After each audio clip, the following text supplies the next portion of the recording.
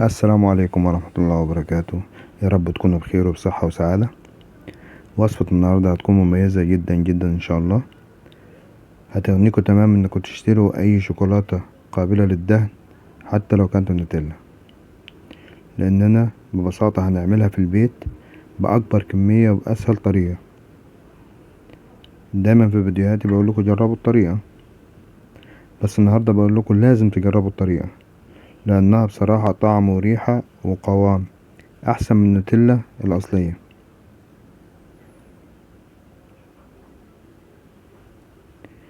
بس المهم نتابع الفيديو للاخر، ما ننساش اللايك والشير، ونبدأ ان شاء الله على طول.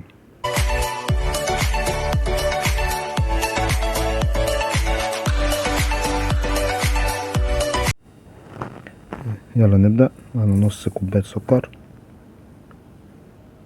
بتاعت حلة، كوباية لبن عليها،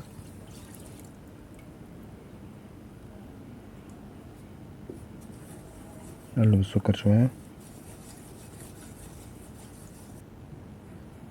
بعد كده جبت كابتشينو بندق، دول 3 اكياس، ممكن تحط كيسين بس براحتك. نقلبهم كويس وبعد كده هنرفعهم على النار.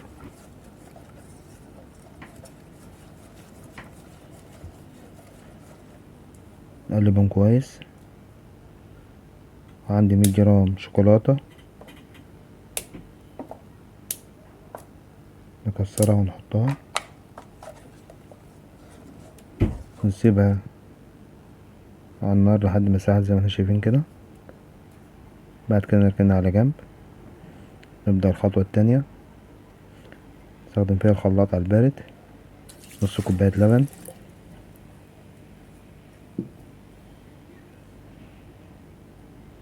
عندي نص كوباية كاكاو، ده لبن بودرة نفس الكمية بتاعت الكاكاو. عندي معلقتين كريم شانتيه،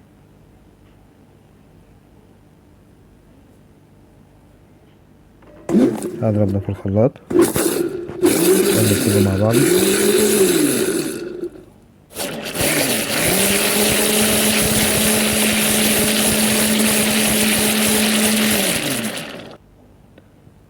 بعد كده هنجيب الكمية اللي احنا حطيناها على النار وبردت شوية، احط كل الكمية على بعض واشغل عليها الخلاط تاني.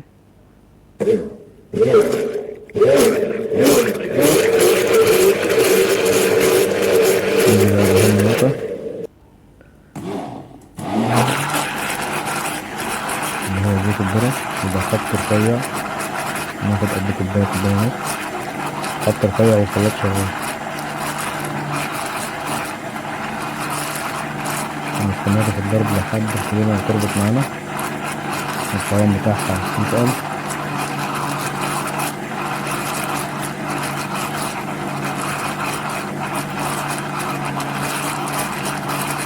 نيجي بخط رفيع خالص كده وننزل.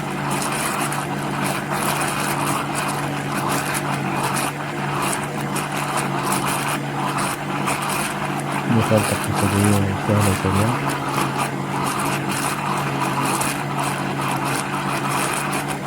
ناخد منها كمية كبيرة من النوتيلا، تحتفظ بيها الفترة اللي انت عايزاها جوه التلاجة. ممكن تكتب الأولاد، سندوتشات الأولاد، البطاطا، وسناكس.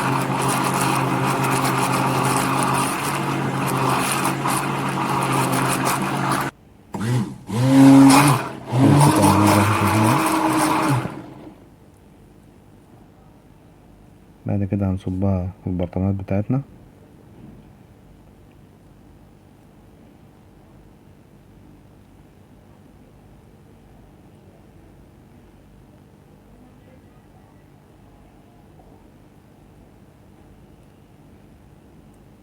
الكمية دي انت لو اشتريتيها من برا تشتريها بمبلغ وقدره يعني.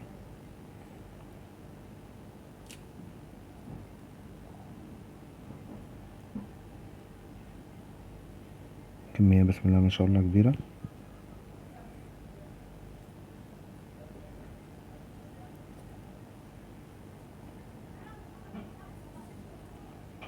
اتمنى لو عجبتك الوصفة دي اشتراك في القناة، تفعيل زر الجرس، شير ولايك.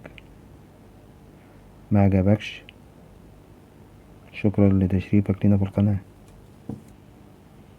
ياريت لو حد محتاج اي وصفة يبعت لنا، واحنا برضو ايه دي الكمية بعد ما طلعت يا جماعة اهي. شوفوا القوام عامل ازاي. والله احسن من اللي بتتعمل تشتري، لا تعملي حاجة في البيت اهو.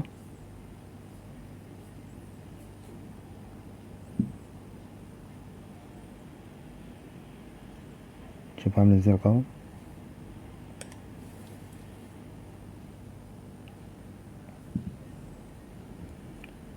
زي ما عودتكم قناة مطبخ الشيف خالد بتجيب لكم الحاجات الاقتصادية السهلة السريعة.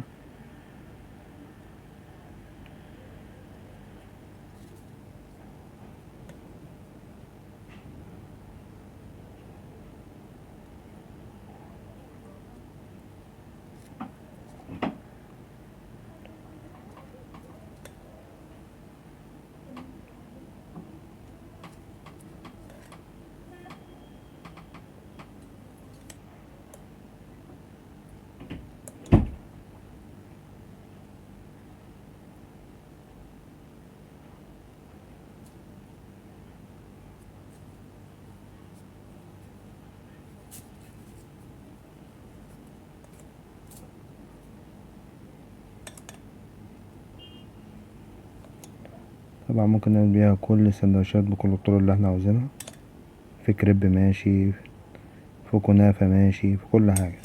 بالهنا والشفا.